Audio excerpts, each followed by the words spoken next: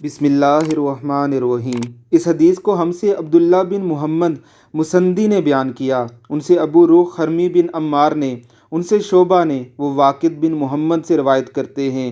وہ کہتے ہیں کہ میں نے یہ حدیث اپنے باپ سے سنی۔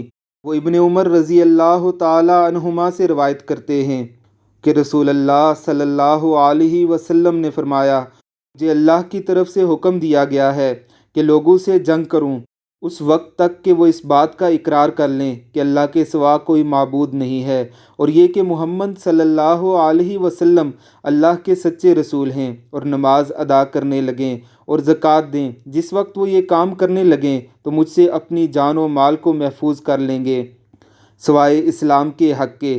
رہا ان کے دل کا حال تو اس کا حساب تو اللہ رب العزت کے ذمہ ہے۔ صحیح بخاری حدیث نمبر 25۔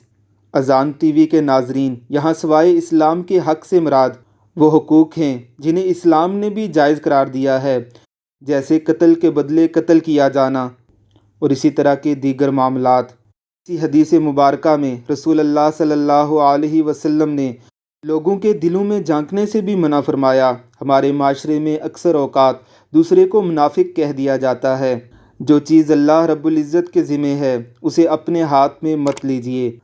اللہ ہمارے اور ہمارے مسلمان بھائیوں کے درمیان محبت اور مودت کا رشتہ پیدا کرے، آمین ثم آمین۔